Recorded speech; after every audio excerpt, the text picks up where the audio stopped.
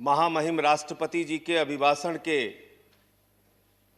विरोध में अपनी बात कहने के लिए खड़ा हुआ हूं और मैं दुष्यंत कुमार की चंद पंक्तियों से अपनी बात शुरू करना चाहता हूं कि हो गई है पीर पर्वत सी पिघलनी चाहिए, हो गई है पीर पर्वत सी पिघलनी चाहिए, इस हिमालय से कोई गंगा निकलनी चाहिए और सिर्फ हंगामा खड़ा करना मेरा मकसद नहीं, मेरी कोशिश है कि ये सूरत बदलनी चाहिए। आज मुल्क में जो हालात है किसान के मान्यवर, आज क्या हालत कर दी गई है इस देश में। पिछले 76 दिनों से किसान आंदोलन पर है, उनके ऊपर लाठियां चलाई गई, आंसू गैस के गोले छोड़े गए, बूढ़े किसानों की आंखें फोड़ दी गई, कड़कती ठंड में पानी की बौछारें की गई, उनको आतंकवादी कहा गया, उनको गद्दार कहा गया, उनको खालिस्तानी कहा गया मान्यवर, उनको अपमानित किया गया। यहां तक कि भारतीय जनता पार्टी के एक विधायक ने कहा ये किसान नहीं आतंकवादी हैं, इनको सूट कर देना चाहिए और अगर दिल्ली पुलिस नहीं कर पाती तो मैं इनको जूतों से मारूंगा, जूतों से मारूंगा। ये भाजपा के लोग कह रहे हैं मान्यवर। इस देश के अन्नदाता जो आपको अनाज पैदा करके आपका पेट भरते हैं, आप उनको जूतों से मारने की बात करते हैं। 11 दौर की आप वार्ता कर चुके, सारी की सारी वार्ता फेल। आप कहते हैं मैं एक फोन कॉल की दूरी पर हूं। मैं पूछना चाहता हूं क्या इस सरकार के पास कॉल करने के लिए 2 रुपए भी नहीं है?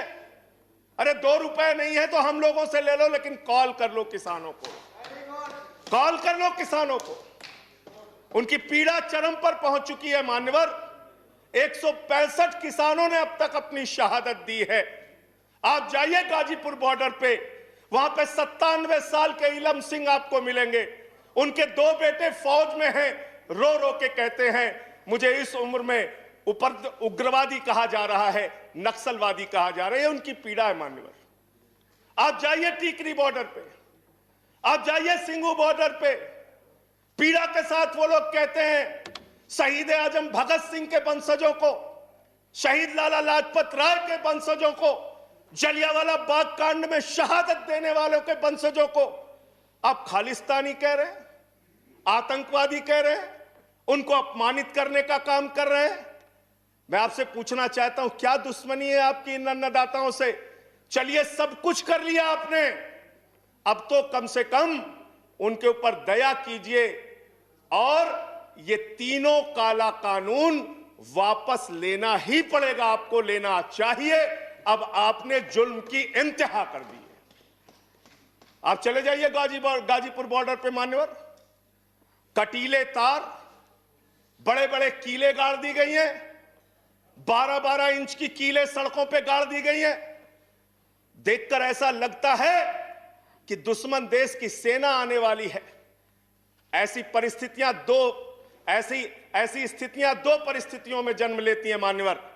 जब देश का शासक अपनी जनता से डरने लगता है तो ऐसी सीमाएं बेड़ियां बनवाता है, या देश की जनता को शत्रु समझने लगता है तब ऐसी बेड़ियां लगवाता है। यह हो रहा है मान्यवर। आज इनके जुर्म के कारण हिंदुस्तान के महान किसान नेता बाबा महेंद्र सिंह टिकैत के बेटे राकेश टिकैत को रोना पड़ा और यह कहना पड़ा कि भाजपा के लोग घेर कर हमें लाठियों से पीटना चाहते हैं। यह आप करा रहे हैं, यह आप करा रहे हैं। आप डेमोक्रेसी की बात यहां पर करते हैं, आप आजादी की बात यहां पर करते हैं। आपने इस देश की हालत यह बना रखी है कि राजदीप सरदेसाई जैसे वरिष्ठ पत्रकार के ऊपर आपने मुकदमे दर्ज करके पत्रकारिता को भी दबाने और उसको कुचलने का काम किया। हर तरफ जुल्म, हर तरफ एफआईआर, हर तरफ मुकदमे।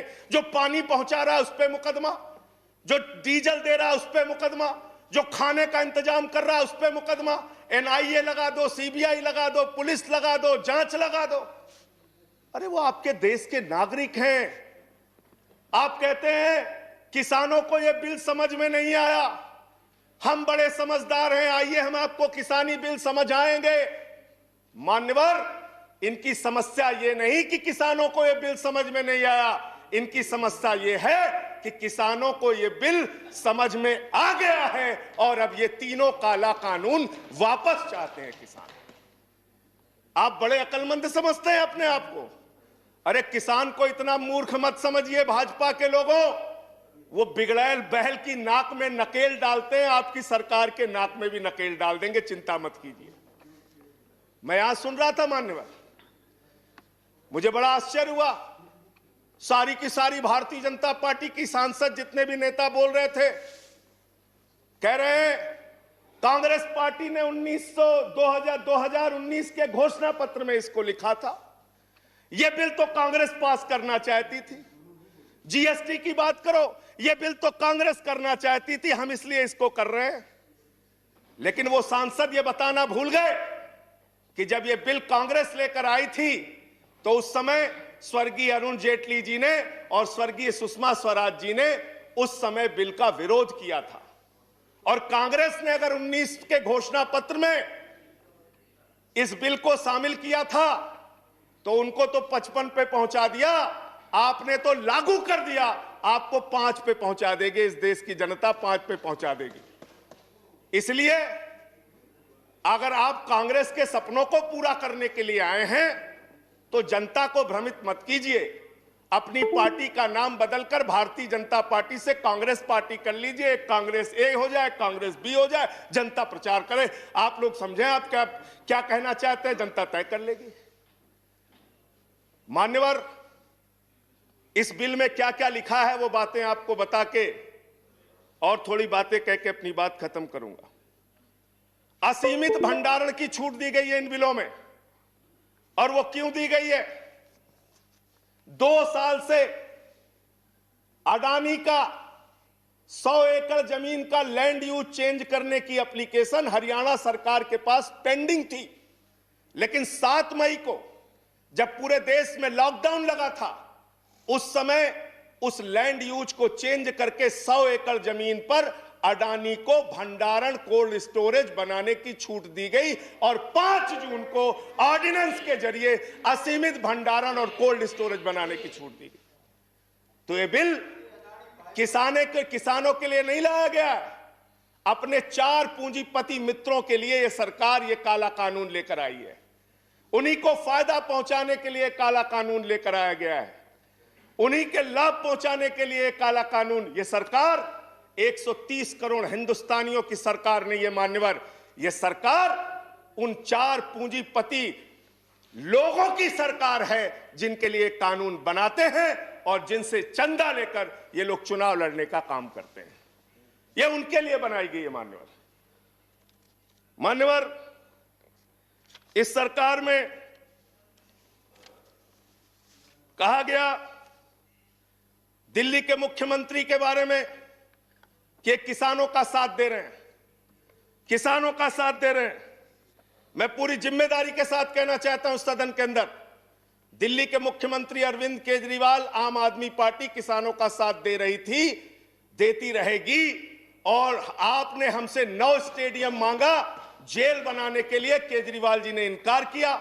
हम वहां पानी का इंतजाम कर रहे हैं, आप पानी का इंतजाम रोक रहे हैं। हम वहां शौचालय का इंतजाम कर रहे हैं, आप वहां शौचालय का इंतजाम रोक रहे हैं।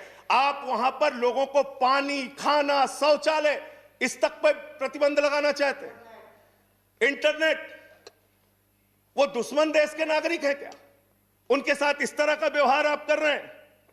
एक माहौल बनाया गया 26 जनवरी को, लाल किले पे हमला, लाल किले पे हमला।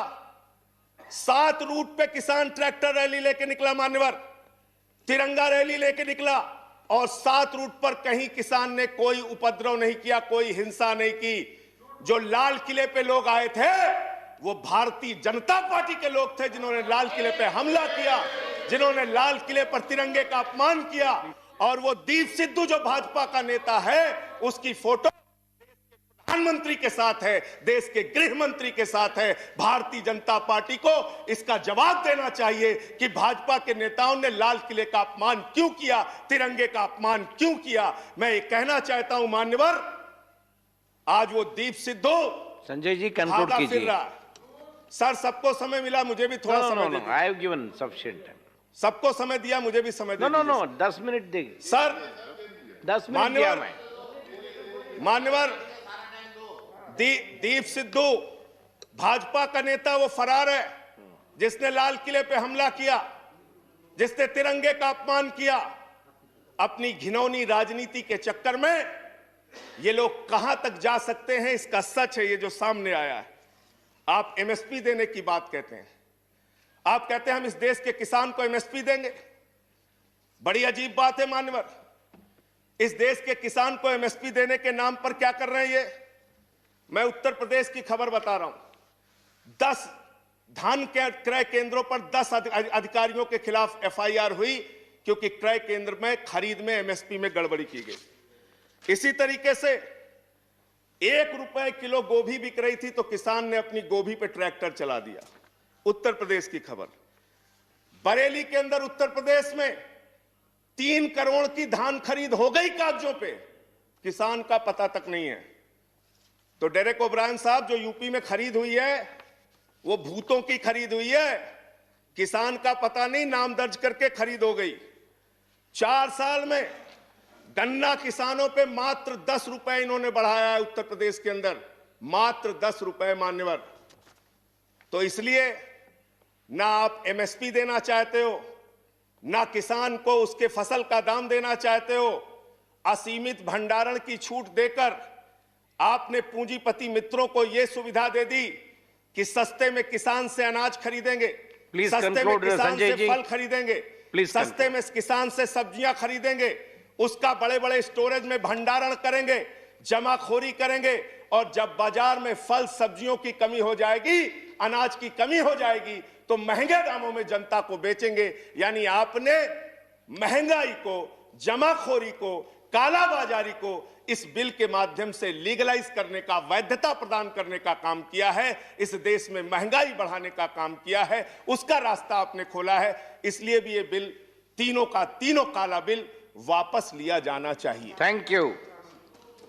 अंत में एक बजट आपने पेश किया माननीय, बस खत्म करके अपनी बात को खत्म करूंगा, उन्हीं बातों को। Please conclude. सर, बजट इन्होंने पेश किया है तो बजट के ऊपर और खरीद के ऊपर मैं लास्ट मिनट जो इनका बजट है चंद लाइनों में उसको कह के अपनी बात को खत्म करूंगा कि धरा बेच देंगे, गगन बेच देंगे।